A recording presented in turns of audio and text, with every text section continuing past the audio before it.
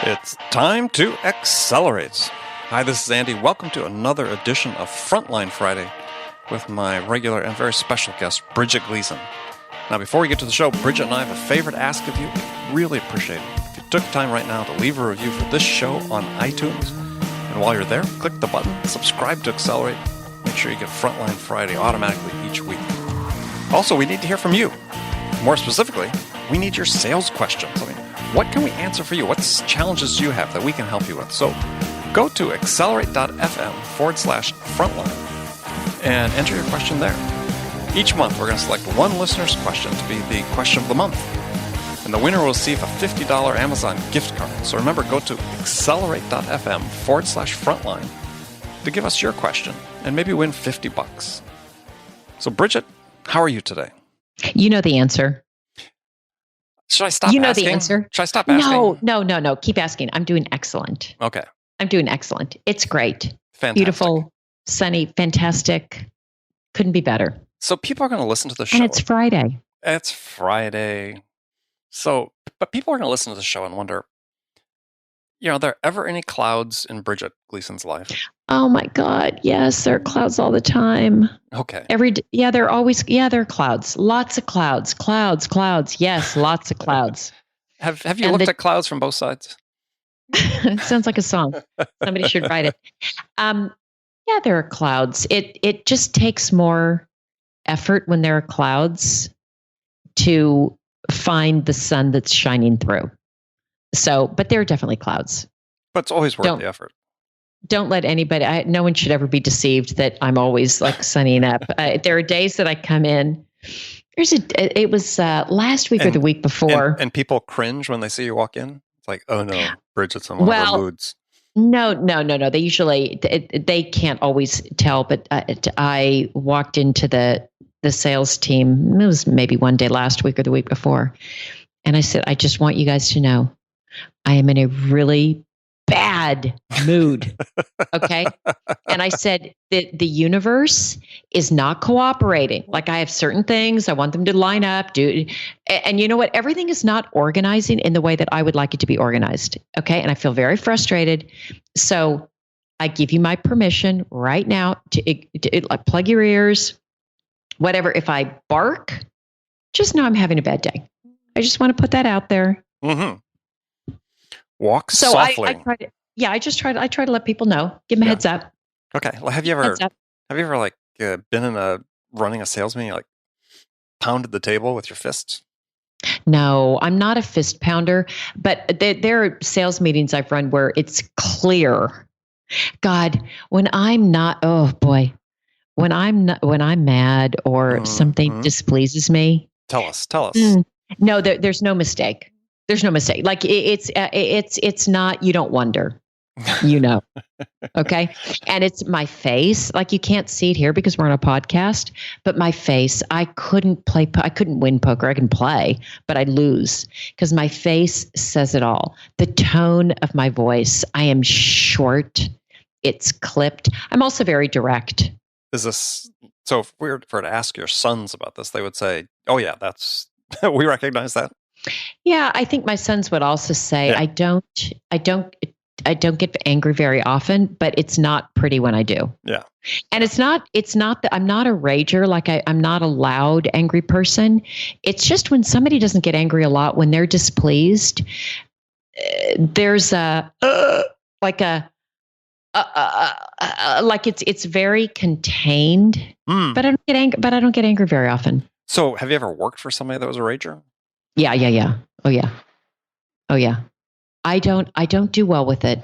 Yeah, me neither. I don't do well with ragers in general. So it's probably why I don't, because it's not a style that is very motivating to me. Yeah, so I worked for it doesn't help me do my best work. Yeah, absolutely. So I worked for this one company. We got acquired by a bigger company.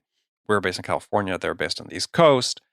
And I don't know, but maybe 5-6 months after we got acquired, the acquiring company got a new president. And where I really liked the guy that led the acquisition of us. This guy who came in was, a rager. I mean, he's the type of guy, I'd seen him make people cry at executive staff meetings, right? When they're up giving the presentation. And and I was like, yeah, this is not my style at all. I mean, first of all, it was just petty and vindictive, and there was absolutely no reason for it. You could accomplish everything you wanted to accomplish without resorting to that type of behavior. Yeah, for me, it motivated me to. At that time, I was I was running international sales for this company, so yeah, I just scheduled to be out of the country every month when he had his staff meeting. It's sometimes you got to figure out those strategies. Yeah, what's going to work? Yeah, so what's going to work? So finally, after I don't know, about a year and a half or so, I think I attended like one, and he sent one of his emissaries out to California to talk to me. And it was like, so Andy, if you plan on being part of this team, you really got to start coming to the meetings. And I said, well, there you go. And I'd already received some calls from a number of companies that wanted my services, so I was soon out the door. That made it easy. Made it easy. Yeah. So, but yeah, it's just like, how could people act this way? And the odd thing was, though, that he had this cadre of about 3 or 4 of the VPs who he also abused, who were, I don't know, mate. Yeah, I don't know what the syndrome is, but they loved this guy. They're exceedingly loyal, but he treated them badly too. And I was just like, yeah, I don't know. I didn't get that. Well, there must be something, there must be something there. So my experience with people who rage, they can be amazing individuals, but they haven't learned really how to master sort of that set of kind of a set of emotions, and they get triggered and they go somewhere else. So it's tough. I mean, it's not. It doesn't surprise me necessarily that this individual had people who were loyal to him,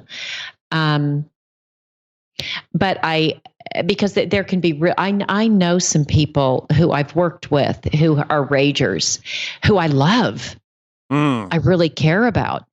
It's just they can't get out of their own way. They can't get out of their own way. They haven't figured out how to do that yet. So I have a lot of compassion for it, but I don't want to work for that person. And it doesn't. There was an executive coach who said to me once that, you really need to be, Bridget, in a place where you can do your best work. And for me, I don't do my best work in the presence of a rager. I just don't do my best work. Yeah, no, I agree 100%. Yeah, I've been very fortunate. I just had that one period of time where I worked for people or a person like that. Otherwise, yeah, for the part of my career, I was actually working for other companies. Actually, no, God, oh gosh, I forgot. Yeah, this one startup I worked for back in the Valley, and long time ago, was run by a guy who was insane.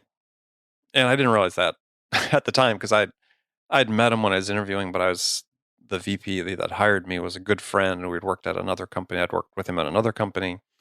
And so I really trusted him. And it really wasn't until I got in there about a month and I was like, oh yeah, this is not the right decision.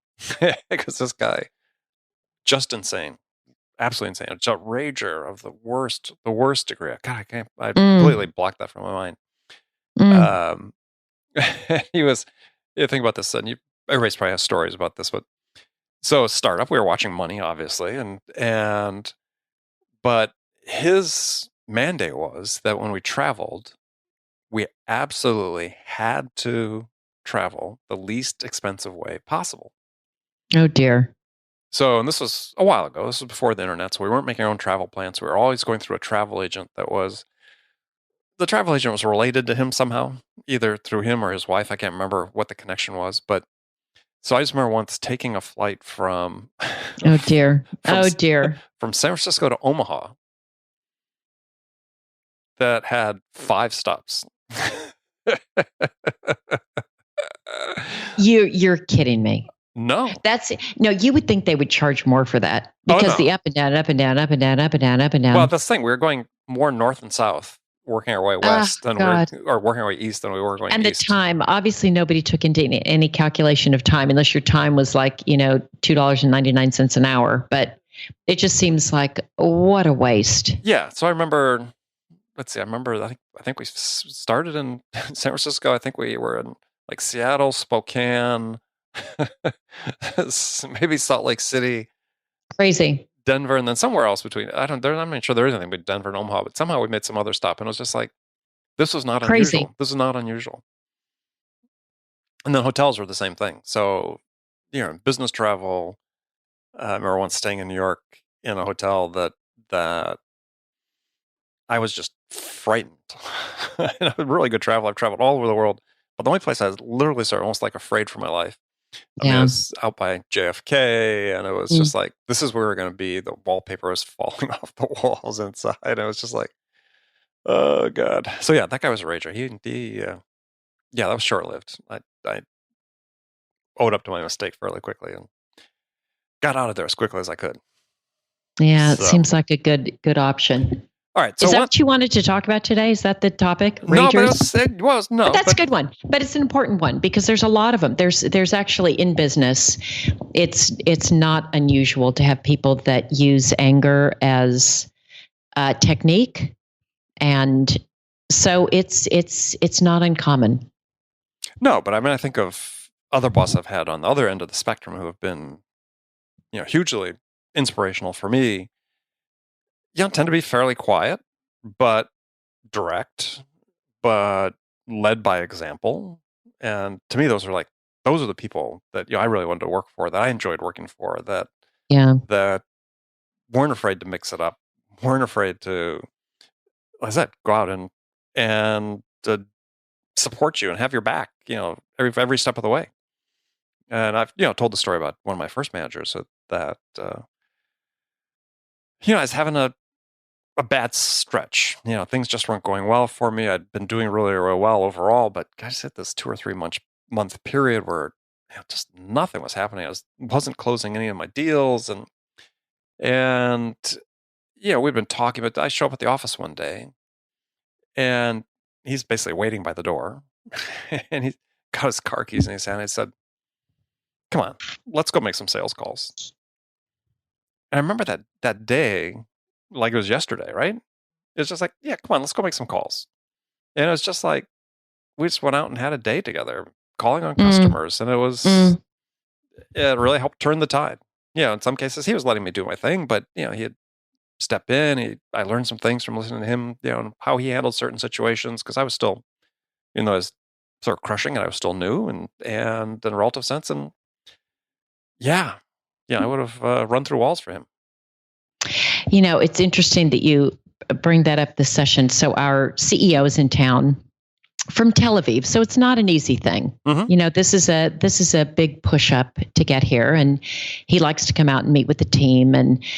And we've got a new team here. We're just building it, so we're getting a lot of things put into place. And there's one of the reps, amazing rep, and it takes a while to get ramped. And he took her to lunch yesterday just to tell her, you know what? Just want you to know you're doing great things. I have all the confidence in the world in you. I'm here to help you. I'm going to work on this particular deal with you. And it meant so much to her that he, on his own initiative, took this time, saw and picked up that, maybe she felt a little discouraged, and to take that time with her. The other thing he did is he put together this game for the sales reps that are here. He used an app called Kahoot, and it's questions, and there's points depending on how fast you go and if you answer the questions right. And he did this again with the sales team yesterday, and it was so much fun, and we all laughed, and it was a really, I just so appreciated the effort, him taking big effort to be part of the team. And like you said, that goes so far. I know the team is more motivated and will run through walls for this guy, as would I, just because he continues to show up and be there and be really supportive. He's a great leader. So we're talking about bosses, and if you have stories about great bosses you worked for, you'd like to tell us about, and hey, if it's a good enough story, we'll have you on the show as one of our guests here on Frontline Friday. But send it to accelerate.fm@gmail.com. New email for you to send in questions and comments and stories for, because we'd love to hear you. Somebody's got a great story about a great boss. Because I was going to talk about one that almost unimaginable when you think about these days is worked for him for 3 years, CEO, and I was a director level inside of VP that I worked for. We never had a defined comp plan at the start of the year. And the CEO would sort of put it together, second quarter, third quarter. Oh my God. How did you get paid? Well, the thing is, we always got paid, and we got paid well, right? I mean, we trusted him that whatever came out at the end of the day, because we had this incredible trust in him. I mean, he had set up this environment where he said, I hate it, because he had grown up in sales, and he said, I always hated it being in this environment where you felt like, the sword was hanging over the back of your neck, the sword of Damocles. As a salesperson, like you always felt like, impending doom. He said, you just can't be productive in that environment. And so he created this environment that was just trust-based. We worked collaboratively. We worked exceedingly hard. But, no one ever freaked out about the fact that we didn't really know our comp plans right at the start of the year, because they always turned out to be, I don't want to say advantageous. They were just good, fair comp plans. But we trusted them to take care of us, and the team was really motivated and hit the numbers and did extremely well. Yeah, I think there's just that element of trust. When the element of trust goes both ways, it's so powerful. I definitely feel that about our CEO now, and actually this just the company in general, is there's an incredible amount of goodwill and trust. There's in a startup, Andy, there's so many things that aren't figured out. I'm always behind the 8 ball in terms of, do I have the plans right? Do I have the territories right? Do I have the hiring right? And there's just a tremendous amount of goodwill and trust that we're going to figure it out. We're all working to figure it out. And it goes a long way. You can feel it in the way that, and see it in the way that people interact with each other and the respect they give each other and how hard everybody works in an environment that has a lot of ambiguity. Yeah. Yeah. Well, I mean, again, another favorite boss of mine, a guy that actually has been a mentor through much of my career, is early in my career, I was looking to get into, this was a long time ago, I ended up working at Apple, but before I went to work for Apple, I was interviewing some other startups. And so I interviewed with one VP of sales at this one startup that was very high profile at the time. And he offered me the job at the end of the first interview. And he said, but I've got some advice for you. Don't take it. Really? Yeah. I was like, okay. He goes, I probably shouldn't be saying this, but this is an interesting company. I just don't think CEO has what it takes to pull this off. I didn't know this when I first came on, but I think this is the case now. And, who else are you looking at? And I told him he was looking at Apple. And so he says, yeah, go there for now. And so I thought, wow, that's pretty incredible. So after I'd left the company where the Rager was, I was looking for work, and I'd seen this article in Fortune magazine about this company that was sort of revolutionizing satellite communications for businesses at the time and data networking in general. This was, a couple decades ago, at least. And so I picked up the phone and I cold called them.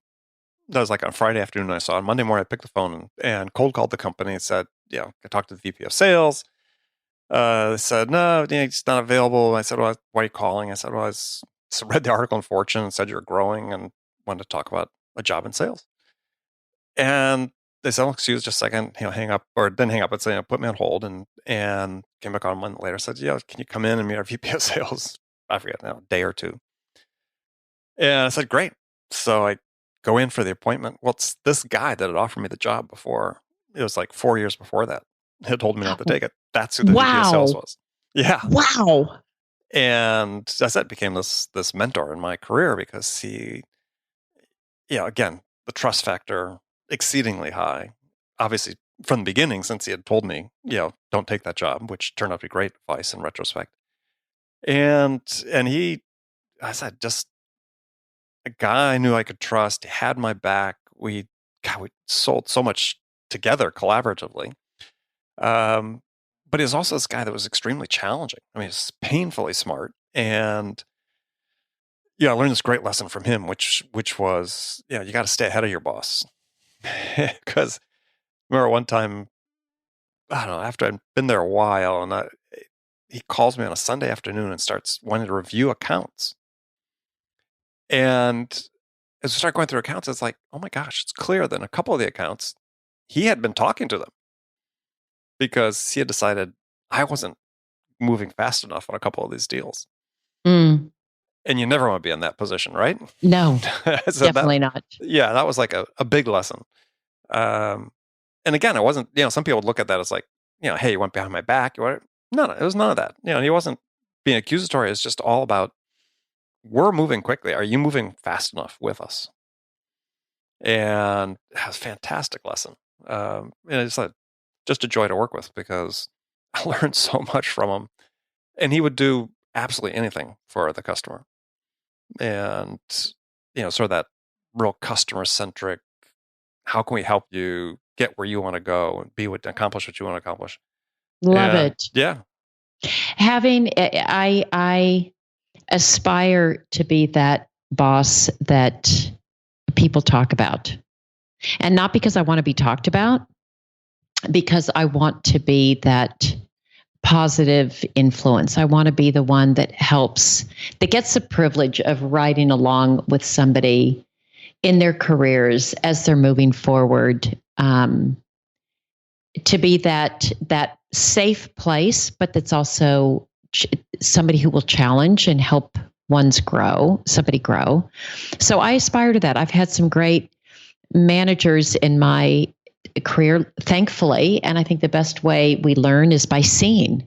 And so I'm really fortunate that I've been able to see it, and just my aspiration. I'm constantly trying to learn and be better, and just of all the things I care about. In fact, right before this session, I had a one-on-one, and I told my rep, I said, one of the reps who works for me, I said, of all the things that matter to me, you, and I pointed at the pod of sales reps. I said, that's matters the most. I care more about doing right by you, because if I do right by you guys, the board will be happy, the CEO will be happy, the company will do well. So sort of what we talked about, focus on the customer, focusing on, as a manager, my people. Yep. I think for me, that's where it begins and ends. I think the people that really end up succeeding more in sales are those that are fortunate enough to work for really good managers. And I haven't seen, evidentiary proof of this, but this is my own experience over the decades, is that, the people I see that are really successful on a consistent basis are those that have been fortunate enough to work for people that care first and foremost about them and put their interests first and help them achieve what they want to achieve. Yeah, I couldn't agree more. All right.